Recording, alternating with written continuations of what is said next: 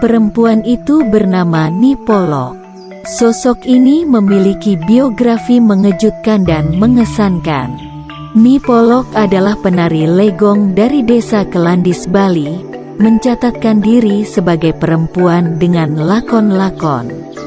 Hidup dijalani dengan penerimaan takdir dan gugatan-gugatan kecil dalam pertaruhan cinta dan seni. Biografi menjadi dokumentasi untuk mengekalkan diri dalam hitungan waktu dan membuka jalan untuk hidup kembali secara imajinatif. Nipolok lahir tanggal 3 Maret tahun 1917 di rumah bambu beratapkan alang-alang dan berlantaikan tanah di Kelandis. Bocah ini lahir sebagai sudra, takdir dijalani dengan fragmen-fragmen optimisme dan pesimisme. Nipolok jadi penari legong keraton di usia remaja. Peran sebagai penari membuat harga diri tidak menjadi rendah.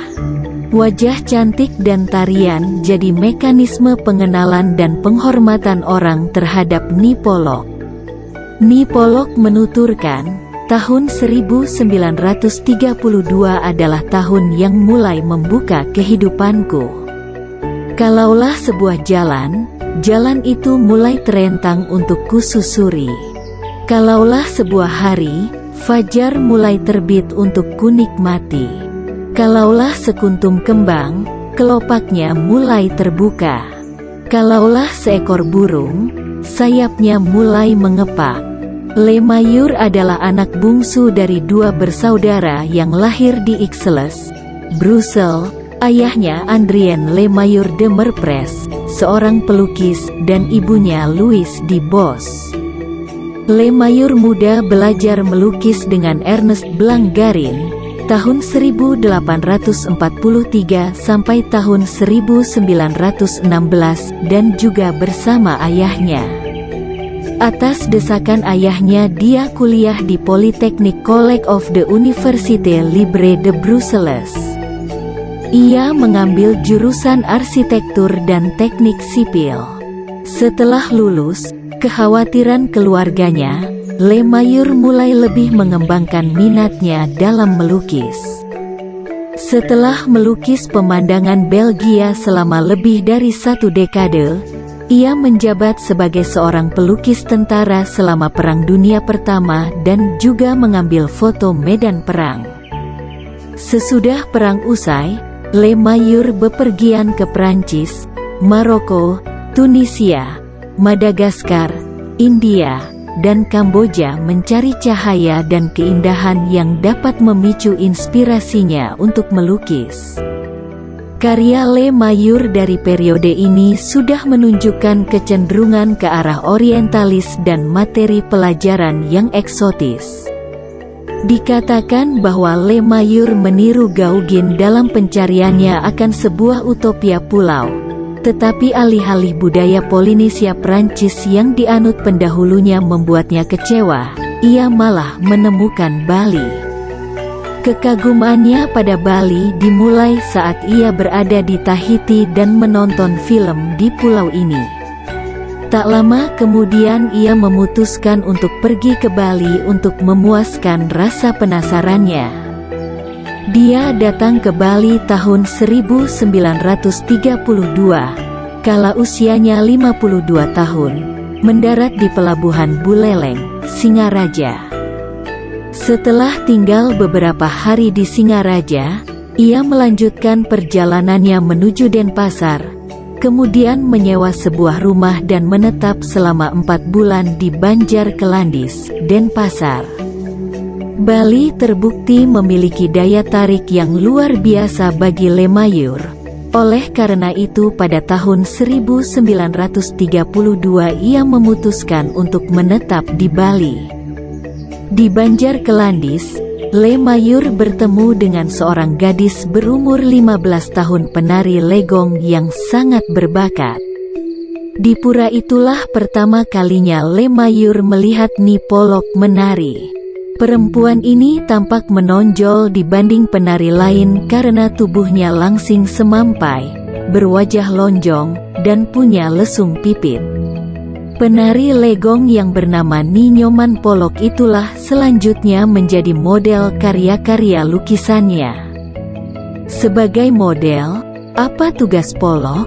Harus didera sinar matahari pantai selama berjam-jam dalam posisi yang sama terus-menerus, entah berbaring, atau duduk, atau sikap-sikap tari Bali.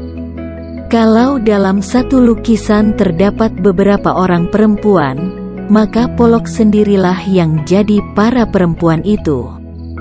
Sebuah awal keterkejutan bagi Ni Polok di mana dirinya bisa memerankan dalam laku seni tidak hanya di atas pentas pertunjukan namun kini di atas kanvas.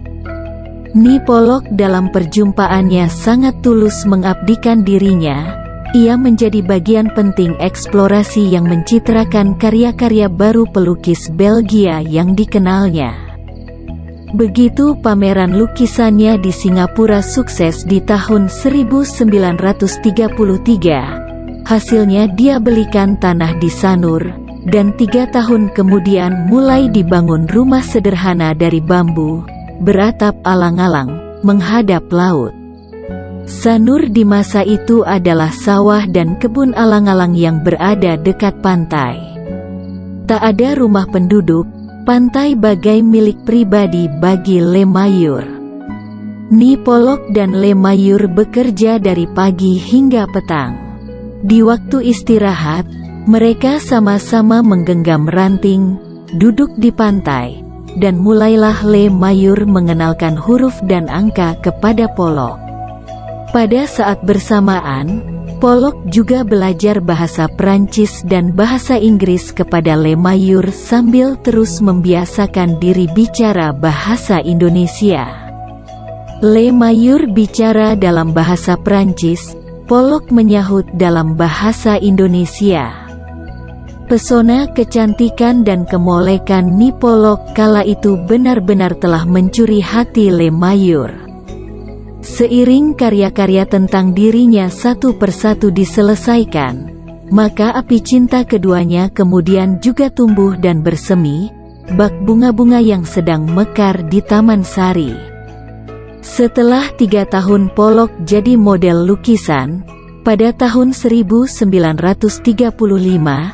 akhirnya Le Mayur mempersunting Ni Polok menjadi istrinya. Mereka menikah dengan adat Bali dengan selisih umur 37 tahun.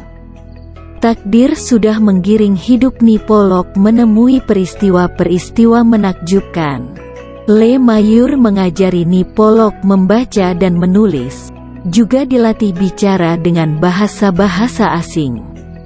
Humanisme telah menjalar melalui sosok pelukis Belgia yang membuka peta hidup pada seorang perempuan Bali dengan perangkat bahasa dan laku hidup beraroma kosmopolitanisme.